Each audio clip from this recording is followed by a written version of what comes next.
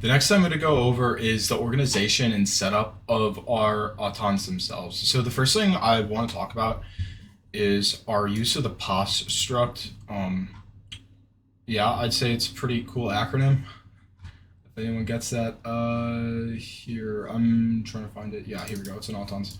So basically the position struct was just a way that I could like define a certain position and not have to hard code in all the values. And it made it really easy to organize them within namespaces in the source files of our Autons. And then I created custom macros that would expand on the POS struct so that I could use it simply, and I could use the named locations within my when I was inputting coordinates into the lemlib commands, and that was pretty cool to use since it was really easy to go back and reference them instead of like trying to figure out where exactly is -14, 15, right? Another thing I want to talk about is our modular Auton function. So stuff that I use repeatedly, like let's say our quick approach right or wing align, break chassis, wing movement. So those are actually movements that are used by a lot of different Autons. So I just define them as inline functions in the Autons header file, which is where we define all the Autons. They're actually defined in different source files, but I would define these Autons in these files here, and then basically any Auton was able to use them.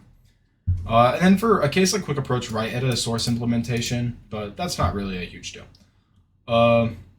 Yeah, so the next thing I want to talk about is I actually reused a lot of coordinates for different Autons. And I decided to organize the files based on which Autons would reuse the most coordinates. So if I go down, these two green files here, those are old Autons that we're going to go over later. But if I just like look at the SOP Auton, for example, there's 4 variants of the SOP Auton actually, but there's only two. How do I say? There's only 2 coordinate pairs, and they almost have like around the same coordinates. So one is our normal SOP, and the other one is the counter SOP. So those are 2 different movement patterns where they have like different objectives, but they use like relatively the same coordinates. And there's 2 variants of counter and 2 variants of normal. And so basically, I was able to reuse these coordinates in the push variant and the non-push variant of those Autons, which is why I would have this. And so like, and another reason, as I said before, the name structure. So long goal, negative, negative. I was able to use that. So move to point, MPOS, the long goal, negative, negative. That's easier to like read than reading a bunch of coordinates and trying to map it out to where you think it would be. So that's why I really use those. I'm not going to go a whole lot into exactly how the Autons were made at the moment, but basically the Auton setup for every Auton will look like this. It would use its relevant namespace for the position structs that it had, and then I would define a bunch of constants. I could probably have defined these in Autons.hpp, but I just kind of copied every Auton over whenever I make a new one, and it kind of just ended up like this. It's not the most optimal solution, but it just ended up happening to be like that.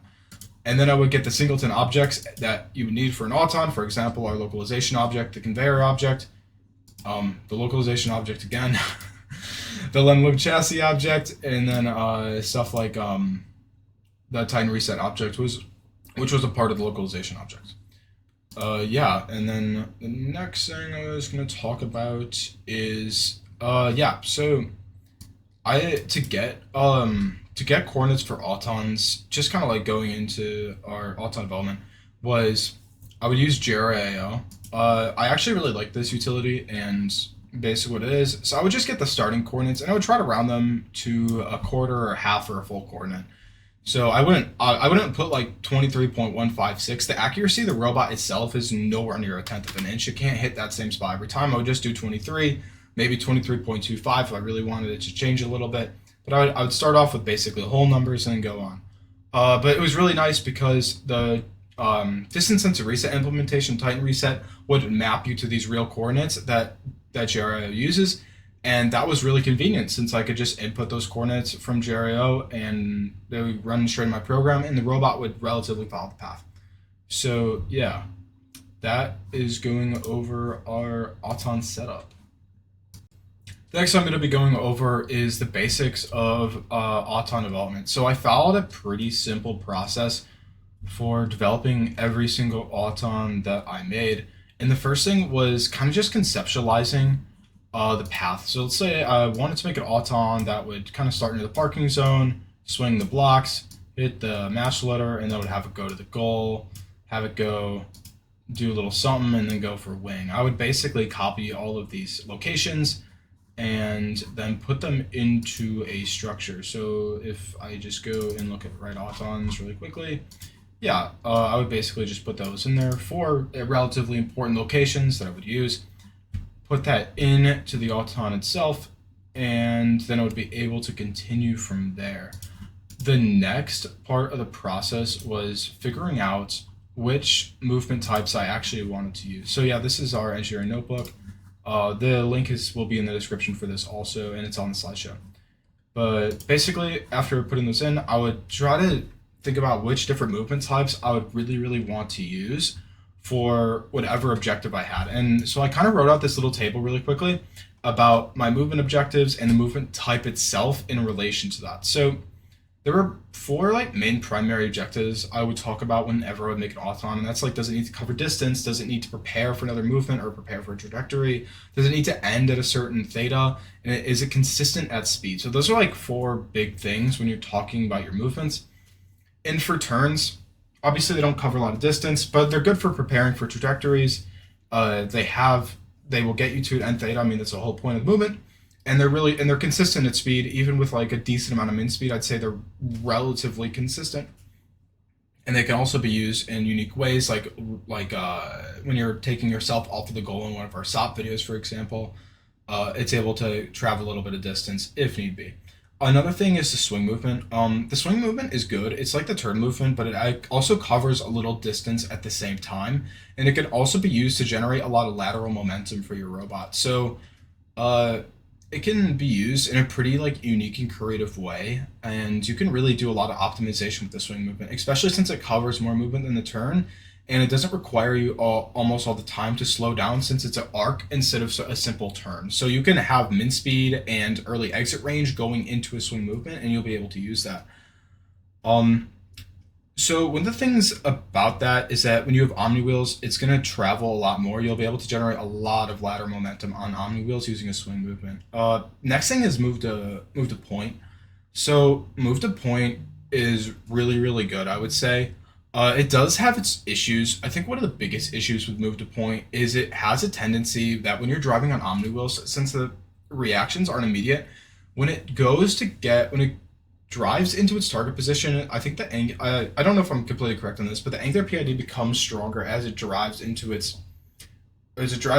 it's supposed to be. And if it finds itself like not pointing at where it needs to be, it will make a dramatic turn. So that's like one of the issues I faced when I would back up into match loaders.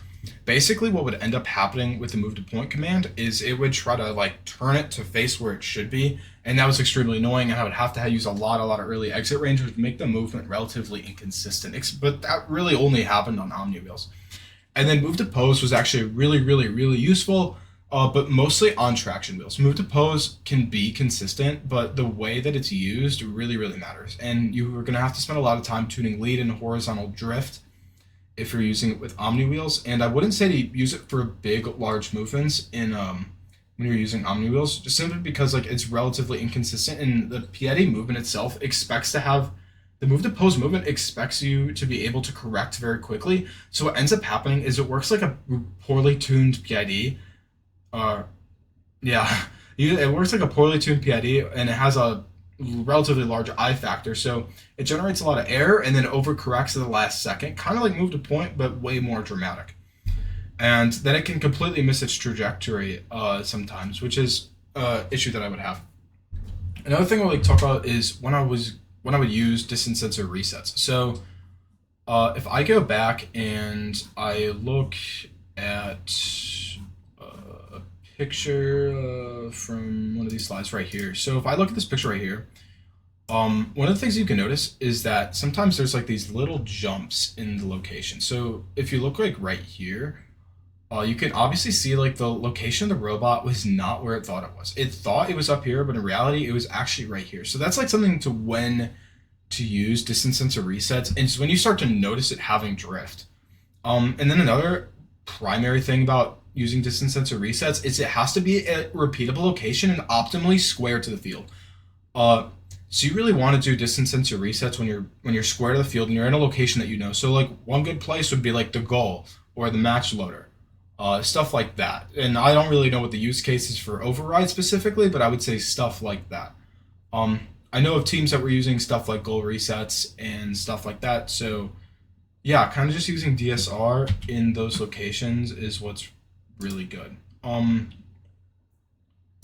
Yeah, so going back to this, I would say that when you're making autons and like setting up and preparing for them, if you have on wheels, your autons, I probably said this, but your autons are going to have to be slower to maintain the same level of consistency as some with tractions. And tractions are superior, just completely superior at making autons. They're faster, they're better, they're more responsive, which is really what computer algorithms like. They don't like a lot of built-up error, and they're really bad at it. It's really hard to mathematically plan your trajectories and modify them in real time. Obviously, it takes a lot of time for a driver to get used to its robot, and it's the same thing with programming. You're going to spend a lot of time if you want to do the trajectory planning.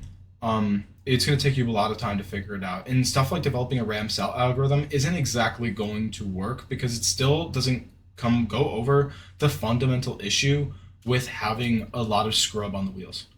Another thing I want to talk about was the unlock swing movement.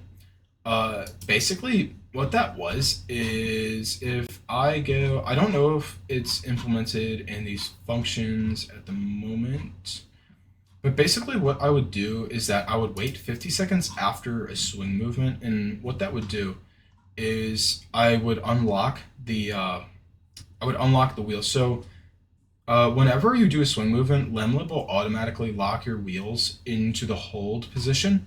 So it's using an automated PID movement to hold your wheels in the same place that it was at.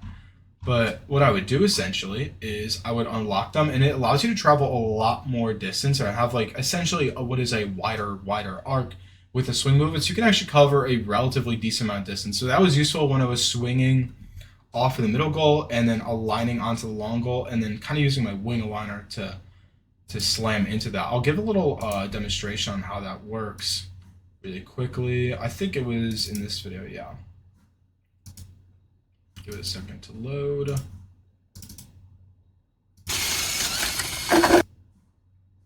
So yeah, you can kind of just see like it's going off. It's going to hit those blocks right there, go into the middle goal, score them, and then it uses that unlock swing and kind of covers a decent amount of distance.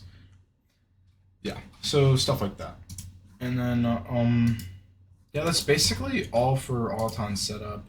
Actually, one last thing. Most of my Autons use DSR to set up, so the function that we use is perform DSR inits as a part of Titan reset, and all that would essentially do is that we would tell it the robot's quadrant and the heading that it's at. It would set your robot to the heading, and it would use that heading and that quadrant to figure out where it is on the field. So you could place it in relatively different positions, and it would still go to the same place every time. So you didn't have to worry about the parking zone being off and not setting up your Auton correctly. So that was relatively convenient. Yeah.